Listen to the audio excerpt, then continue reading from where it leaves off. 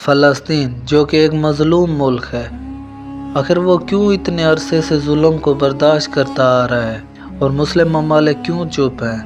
کیا وجہ ہے جو ان پر ہمیشہ سے ظلم کیا جا رہا ہے؟ فلسطین ایک مظلوم قوم کی داستان۔ فلسطین ایک ایسی سرزمین جو انبیاء کی مقدس زمین کہلاتی ہے، جہاں تاریخ کے بڑے واقعات رونما ہوئے، جہاں آج بھی ظلم و ستم کی ایک داستان لکھی جا رہی ہے۔ فلسطین کا علاقہ قدیم زمانے سے ایک اہم مرکز رہا۔ یہ علاقہ 3 بڑے مذہب اسلام، عیسائیت اور یہودیت کے لیے مقدس ہے۔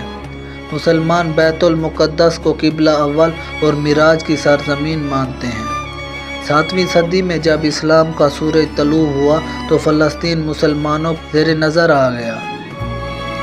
کئی صدیوں سے یہ علاقہ اسلامی خلافتوں کے زیر اثر رہا، یہاں تک کہ خلافت عثمانیہ نے 1517 سے 1917 تک اس پر حکومت کی۔ پہلی جنگ عظیم کے بعد خلافت عثمانیہ کمزور ہوئی اور 1917 میں برطانیہ نے فلسطین پر قبضہ کر لیا۔ اسی دوران برطانیہ نے ایک خفیہ منصوبہ بنایا جسے اعلان بلفور کہا جاتا ہے۔ اس کے تحت یہودیوں کو فلسطین میں قومی وطن قائم کرنے کی اجازت دی گئی۔ اس منصوبے کے نتیجے میں دنیا بھر سے یہودی فلسطین میں آ کر بسنے لگے اور آہستہ آہستہ مقامی عرب مسلمانوں کو بے دخل کرنے کی مہم شروع کر دی۔ 14 مئی 1948 کو اسرائیل کے قیام کا اعلان کیا گیا۔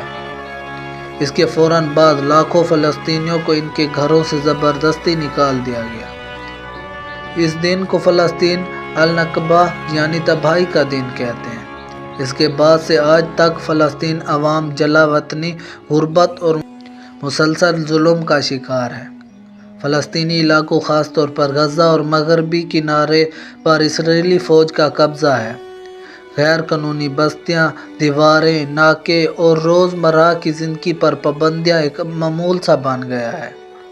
غزہ پر کئی بار شدید بمباری کی گئی، جس میں ہزاروں معصوم بچے، خواتین اور بزرگوں کی جانیں بھی گئیں۔ دوسری جانب فلسطینی عوام نے بھی حوصلے اور مزاحمت کی مثال قائم کی ہے، چاہے وہ حماس کی سیاسی اور عسکری جدوجہد ہو یا مغربی کنارے میں عوامی مظاہرے۔ فلسطینی عوام اپنی حق خودارادیت کے لیے مسلسل قربانیاں دے رہی ہے۔ افسوسناک بات یہ ہے کہ عالمی برادری کا رد عمل ہمیشہ غیر منصفانہ رہا۔ امریکہ اور یورپ اکثر اسرائیل کی پشت بنے رہے، جبکہ اقوام متحدہ کی قراردادیں بھی زمین پر اثر انداز نہیں ہو سکی۔ فلسطین ایک ایسی مظلوم قوم ہے جس کی تاریخ صبر، قربانی اور مزاحمت سے بھری ہوئی ہے، لیکن سوال یہ ہے کہ کب تک معصوم بچے شہید ہوتے رہیں گے؟ کب تک عالمی ضمیر سویا رہے؟ فلسطین کی آزادی صرف ایک قوم کی نہیں بلکہ انسانیت کی بقا کی جنگ ہے۔ ہمیں آواز بلند کرنی ہوگی، لکھنا ہوگا، بولنا ہوگا، تاکہ ایک دن یہ مظلوم قوم اپنے حق کا سورج طلوع ہوتا دیکھ سکے۔ فلسطینی نے صدیوں سے اپنے نوجوان، اپنے بچے، اپنی عورتیں اور اپنے بوڑھے قربان کیے ہیں۔ ہمارا یہ فرض بنتا ہے کہ ہم اسرائیلی مصنوعات کا بائیکاٹ کریں۔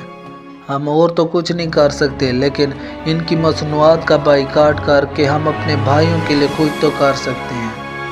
مسلمان اپنی اعلیٰ فوج اور اپنی ایٹمی طاقت کے باوجود بھی چپ کھڑے ہیں اور اپنے بھائیوں کو قربان ہوتا ہوا دیکھ رہے ہیں۔ ہم اور تو کچھ نہیں کر سکتے، بس اپنے بھائیوں کے لیے دعا کر سکتے ہیں۔ میں آپ سب سے گزارش کروں گا کہ اسرائیلی مصنوعات کا بائیکاٹ کیا جائے اور اپنی ہر نماز میں اپنے فلسطینی بھائیوں کے لیے دعا کی جائے۔